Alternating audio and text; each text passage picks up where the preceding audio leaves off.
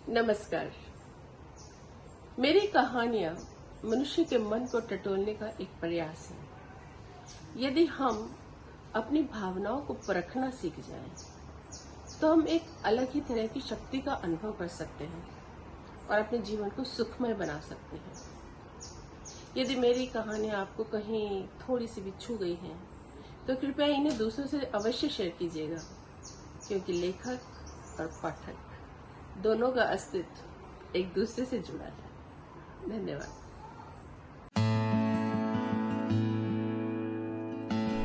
लेखिका श्रीमती शशि महाजन जी द्वारा लिखित छोटी सी बात।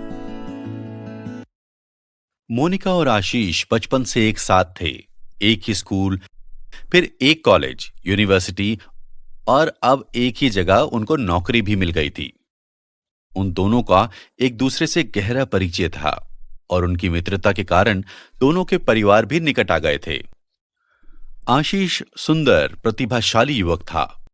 मोनिका के मां पापा का विचार था कि एक दिन मोनिका स्वयं आकर कहेगी कि वह आशीष से विवाह करना चाहती है। परंतु उनके आश्चर्य की सीमा न रही जब एक दिन मोनिका अपने एक पुरुष मित्र अंकुर को घर ले आई ताकि वह अपने मां पापा से उससे विवाह की अनुमति ले सके। उसके चले जाने के बाद मां ने कहा, यह कब हुआ? हम तो सोचते थे तुम आशीष को चाहती हो।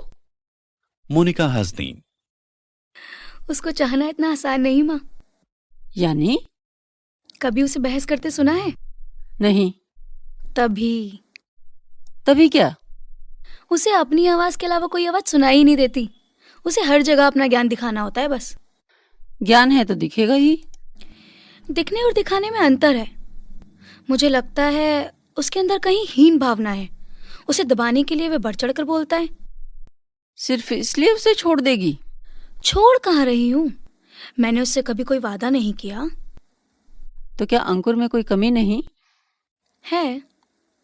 पर हीन भावना नहीं। वो अपने प्रति अधिक आश्वस्त है, इसलिए मुझे सहानुभूति से सुन सकता है और अधिक स्पष्टता से सोचकर अगला कदम ले सकता है। प्यारी मम्मी, वो कंफ्यूज्ड नहीं है। मां को यह सारी बातें बेचैन कर रही थी। इतना होनहार बच्चा कंफ्यूज कैसे हो सकता है? मां ने रात को पापा से कहा, मैंने तो सदा से आशीष को ही अपना दामाद माना है। पापा ने कहा, हाँ, सोचा तो मैंने भी यही था, पर अब उसको कोई और पसंद है तो हमें बीच में नहीं आना चाहिए, नहीं तो हम अपनी परवरिश का अपमान करेंगे। मां ने बात सुन ली और तर्क के स्तर पर उसे मान भी लिया, परंतु उस रात वह सो नहीं पाई। सुबह उठते ही उन्होंने आशीष के मां पापा को रात का भोजन का न्योता दे डाला। आज वह उन्हें नई दृष्टि से देखना चाहती थी। मां ने पहली बार लक्षित किया कि उन दोनों में मां अधिक शक्तिशाली ढंग से बोलती है और पिता जैसे अपनी बात कहने के लिए अवसर की प्रतीक्षा करते रहते हैं, और यदि मिल जाए तो फिर उनका बोलना बहुत देर तक जारी रहता है।